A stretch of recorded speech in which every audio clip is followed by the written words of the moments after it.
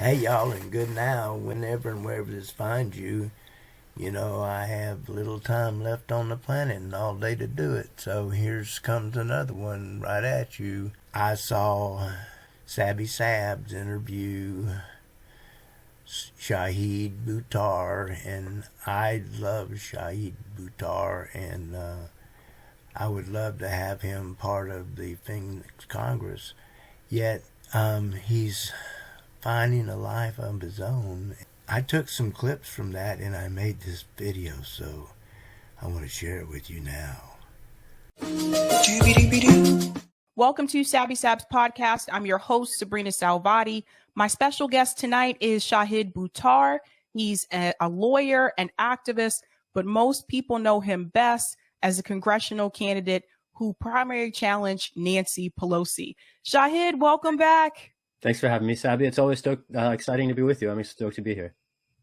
We have a Congress composed of millionaires filling their pockets at the public's expense while legislating in favor of their own fortunes. And there's a constitutional prohibition on this. This is the emoluments clause. It is so offensive, and you shouldn't have to be progressive or socialist to be offended here. That's why those impeachment articles would have stuck, because the people most concerned, frankly, about that kind of corruption tend to be politically conservative. And it's ironic here that the bipartisan nature of that corruption that has been imposing a constitutional cost, because it has impeded the capacity, the independence, if you will, of the people's representatives to do the work of guarding we, the people of the United States, from aspiring autocrats. And to my perspective as an immigrant dissident, I have no idea what to do about that. Like, once the oligarchy has the press, the goose is cooked, as far as I can tell. It's not possible for change to happen through elections in this country. I witnessed what happens if you actually contend power at the root. And I witnessed the press array itself on the side of corruption. And, democratic theory doesn't have an answer for that. The press is supposed to stand with the people, not with capital. And once capital co-opts the agents of information, I do think that we have a particular conundrum. It's one among the many reasons why I'm grateful for your work and that of others who are providing a counter narrative and other voices. But I do think the battle to inform in increasingly ignorant people who are institutionally kept ignorant, I think, is a big part of our struggle at the moment. I think what some people may not understand is that when you have someone like Jeff Bezos own the Washington Post, this is very dangerous, because obviously there's a certain narrative that he's not going to let get by. And so if we don't have the press and all of these candidates that are running, whether they've been progressive candidates or third party independent or whatever, if they don't have the approval of the mainstream media, they're not going to succeed. And so what Shahid is trying to tell you about, because Shahid, he's run against Nancy Pelosi. So you've dealt with the press. I know you talked about that before. You dealt with the grassroots, the money situation. So you know how difficult it is. At the end of the day, if the press is against you, who is going to be for you? And I think we saw this happen with Bernie Sanders as well. Look how the mainstream media treated him when he ran in 2016 and 2020. It's important that you have the press on your side. And I think for those of us that do independent media, this is kind of where we come in, because we're going to tell you about the candidates that they're not telling you about. We're going to tell you the other side of the story that mainstream media isn't telling you. And, I particularly think of this through the lens of a constitutional perspective, which is to say the press is there to fight the other branches, to expose corruption in Congress, to fight militarism in the executive branch, to expose the Supreme Court when the justices violate ethics norms. And they do none of those things. The press just lauds power, and publishes hagiography and builds cults of personality and reinforces whatever the dominant institutionally favoring narrative is of the day. They're just... And the particular thing that amuses me at the end of all this is that you'll hear American media try to characterize the media in other countries as state-sponsored. Yep. When here, access journalism, the business of journalism, means that the only journalists who get access to government officials are the ones who are basically willing to practice stenography.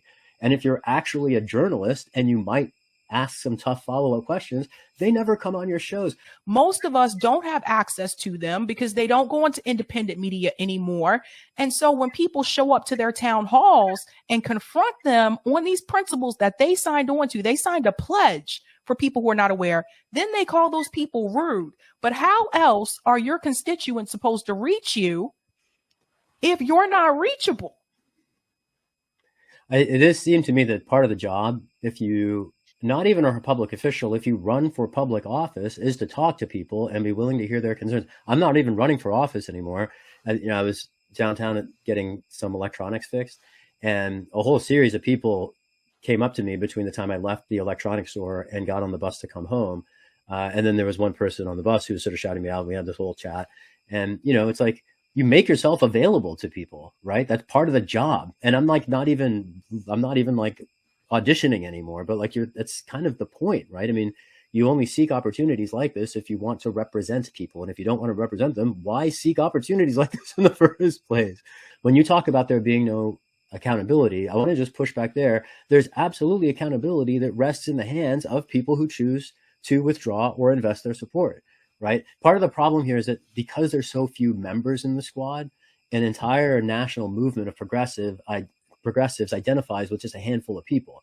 And at the end of the day, the energy that people put into the squad members, they need to be putting in their districts to either put somebody into Congress who represents them or push out whoever's there now in favor of some more, less problematic voice. In other words, there's so much attention being paid to the squad. If half the attention paid to the squad were paid to wherever people lived, we might actually be able to shift a few things in Washington. And, the other 95.5% of America kind of needs to show up.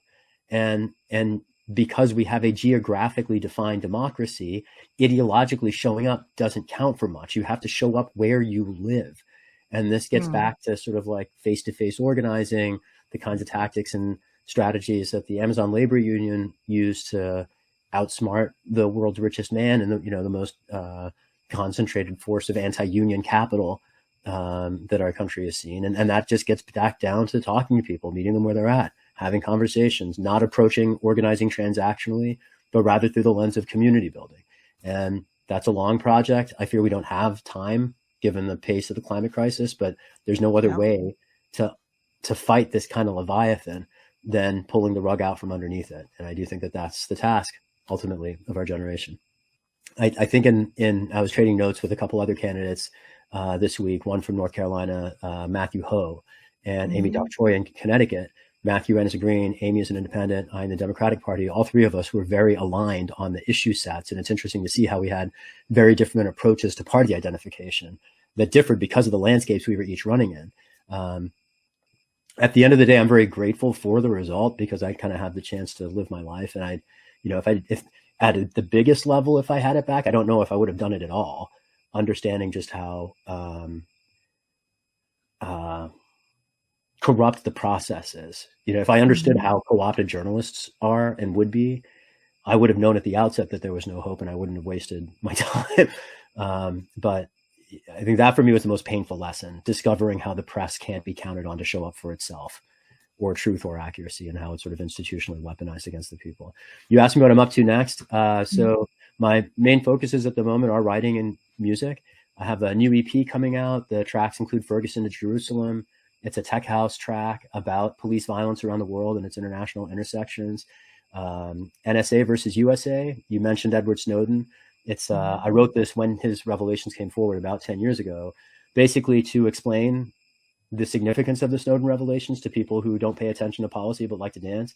And the third track on the EP is either going to be Justice, which is a bit of like a pop ballad, or Legacy of Ashes, which is a diss track for the CIA that I'm still polishing up. But I like to educate the dance floor. That's kind of my job, and I'm trying to get back to that ultimately. I will say this: I had a couple months this year that were the first times that I made enough money DJing to pay my rent, and I am excited to make music, increasingly the center of my life, and grateful for the chance to do that. That affirms my belief that if you follow your passion, you will be able to supply yourself, and that's what he said. Also, I just want this to be a chance for some of the other people that I'm inviting to be liaisons to see Shahid, because he's like, he writes all the time, and I signed up for his newsletter or whatever, so I'm hoping to talk to him that way, but I don't really have any expectations of him joining in on the Phoenix Congress. He's having too much fun, but I think maybe to get some of his videos and share those, that might be fun. So I hope that this was an opportunity for us to share face to face virtually, because I just, when he talks about you got to meet people where you are, this is where I'm at.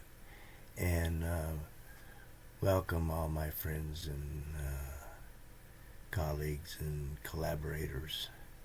So I hope you enjoyed this, and I will see you down the road.